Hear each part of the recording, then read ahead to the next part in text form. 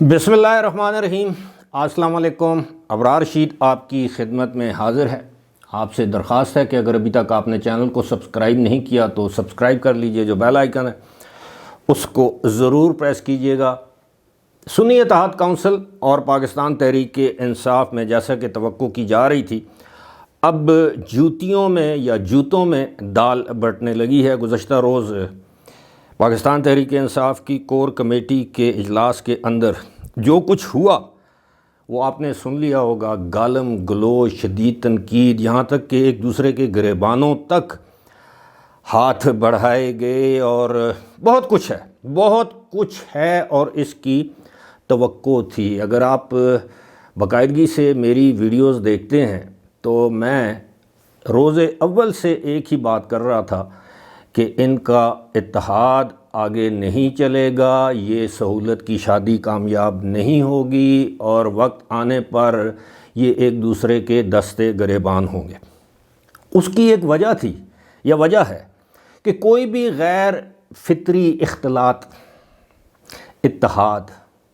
کوئی بھی چیز جو مفاد پر مشتمل ہو، مبنی ہو، جس میں آپ یہ سمجھیں مطلب کی دوستی، آپ سمجھ لیں جس طرح پاکستان اور امریکہ کے تعلقات ٹرانزیکشنل ہوتے ہیں، یعنی جب امریکہ کو پاکستان کی ضرورت پڑتی ہے تو وہ ہمیں جفی ڈال لیتا ہے، جب پاکستان کو امریکہ کی ضرورت ہوتی ہے تو پاکستان بھی ترلوں پر آ جاتا ہے، جب دونوں کو ایک دوسرے کی ضرورت نہیں ہوتی تو دونوں بالکل ٹھنڈے ٹھار ہو کے بیٹھ جاتے ہیں۔ لیکن اسی طرح کی یہ معاملات دیر تک نہیں چلتے۔ ہم چین اور دیگر جو ہمارے کچھ برادر اسلامی ممالک ہیں ان کے ساتھ ہمارے تعلقات کی ایک بنیادی وجہ ہے، وہ یہ ہے کہ وہ ٹرانزیکشنل نہیں ہیں، ان کی ایک تاریخی اہمیت ہے۔ چین کے ساتھ تعلقات ہوں ہمارے، چین نے ہمیشہ غیر مشروط حمایت کی ہے پاکستان کے تمام معاملات میں۔ وقتی طور پر اندرون خانہ کوئی شکایت ضرور کی ہوگی، لیکن چین ہمیشہ پاکستان کے ساتھ کھڑا رہا ہے۔ اسی طرح ترکی نے ہمیشہ پاکستان کی غیر مشروط حمایت کی ہے، عالمی فورمز پر بھی اور دیگر۔ اسی طرح سعودی عرب ہے، UAE والے دائیں بائیں ہوتے رہے ہیں درمیان میں۔ خیر، تو یہ ایک غیر فطری کام کا فطری نتیجہ ہے جو ہمارے سامنے آ رہا ہے، یعنی رائٹ فرام جب دیکھیں اب یہ خبریں بھی سامنے آ رہی ہیں کہ جناب ان کا اتحاد ہونے والا تھا، یعنی تحریک انصاف PTI پارلیمنٹیرین کے ساتھ پرویز خٹک نے استعفیٰ دے دیا، اور بھی جو شرائط تھی مان لی گئیں، لیکن جیل سے ہدایات آنے کے بعد سنی اتحاد کونسل سے اتحاد کا اعلان کر دیا گیا، اور ہم سب جانتے ہیں کہ یہ ایسا ہی ہونا تھا جو اب ہو رہا ہے۔ گزشتہ روز جس طرح میں نے آپ کو بتایا کہ یہ سب کچھ ہوا، اسلام آباد میں کور کمیٹی کے اجلاس میں متعدد لوگ، جن میں کہا جاتا ہے کہ علی امین گنڈا پور، عاطف خان، علی محمد خان، یہ اٹھ کر اس اجلاس سے چلے گئے، کیونکہ اب PTI کے اندر ایک گروپ یا گروہ ایسا ہے جو پرانے کارکن ہیں، وہ یہ سمجھتے ہیں کہ PTI پر عملاً جو ہے وہ ایک مخصوص گروپ نے قبضہ کر لیا ہے، جن میں بیرسٹر گوہر ہیں، شیر افضل مروت ہیں، دیگر لطیف کھوسا ہیں، اور وہ یہ سمجھتے ہیں کہ یہ اسٹیبلشمنٹ کے لوگ ہیں، یہ وکٹ کی دونوں جانب کھیل رہے ہیں، اور ہے بھی ایسا ہی۔ لیکن چونکہ یہ وکلاء ہیں، ممکن ہے یہ مقدمات مفت لڑ رہے ہوں، لیکن دیکھیں ان مقدمات لڑنے کے عوض اب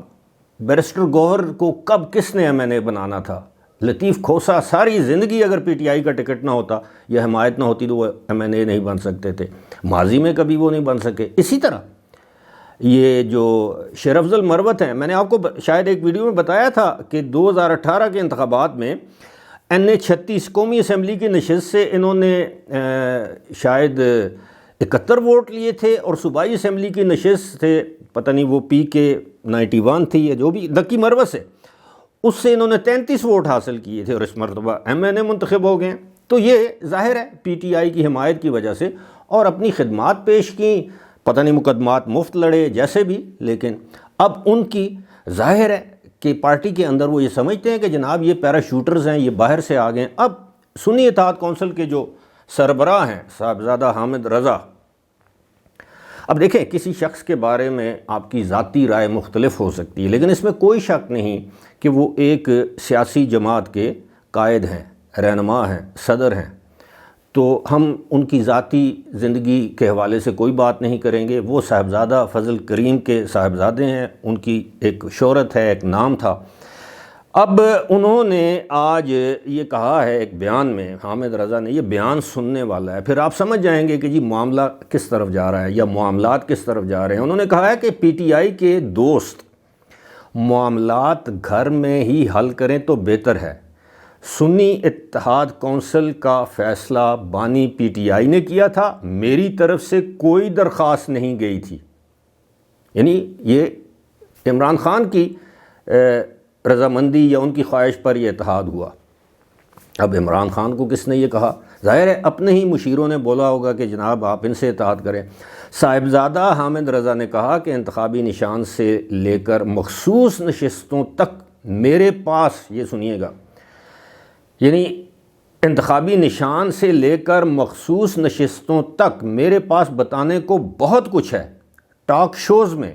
کچھ بول دیا تو کئی لوگ شکل دکھانے کے قابل نہیں رہیں گے۔ تو جس طرح میں نے کہا ہے کہ جوتوں میں یا جوتیوں میں دال بٹنا اور کسے کہتے ہیں۔ چیئرمین سنی اتحاد کونسل نے کہا کہ میری کمٹمنٹ بانی پی ٹی آئی کے ساتھ ہے اور ہمیشہ رہے گی۔ فضول کی میڈیا پبلسٹی کے لیے انہوں نے کہا کہ بانی پی ٹی آئی کا برا نہیں سوچ سکتا۔ آگے جہاں پر بات ختم کرتے ہیں وہ کہتے ہیں کہ ہدایات لے کر پھوٹ مت ڈلوائیں، یعنی اب صاحبزادہ حامد رضا بھی یہ کہتے ہیں کہ یہ جو لوگ ہیں یہ کہیں سے ہدایات لے رہے ہیں اور پارٹی کے اندر پھوٹ ڈال رہے ہیں، اور جو دال بچ گئی ہے وہ مزید جوتیوں میں بٹے گی، قومی اسمبلی کے اندر، قومی اسمبلی کے باہر، پنجاب اسمبلی کے اندر، پنجاب اسمبلی کے باہر، خیبر پختونخوا اسمبلی کے اندر، اسمبلی کے باہر، اور آنے والے جو سینٹ کے جو انتخابات ہیں جو شاید اپریل میں ہوں گے 3 سال کے لیے، جو مزید 6 سال کے لیے جو سینیٹرز بنیں گے، اب کیونکہ آدھا سینٹ تو خالی ہو چکا ہے، تو اس میں آپ دیکھیے گا کہ جناب اس وقت تک اگر یہ ارکان آزاد ہی رہتے ہیں یا سنی اتحاد کونسل کے صاحبزادہ حامد رضا یہ کہتے ہیں کہ حضور آپ نے پارٹی ہدایات کے مطابق ووٹ ادھر دینا ہے یا ادھر دینا ہے، تو مسائل پیدا ہو سکتے ہیں۔ دوسری بات یہ کہ عمر ایوب خواہش مند ہیں اور بجا طور پر خواہش مند ہیں کہ وہ لیڈر آف دی اپوزیشن بن جائیں، لیکن کیا موجودہ حالات میں کے تناظر میں آئین اور قانون کے تحت جو بھی قوانین ہیں ان کے تحت کیا آزاد حیثیت میں وہ لیڈر آف دی اپوزیشن بن سکتے ہیں،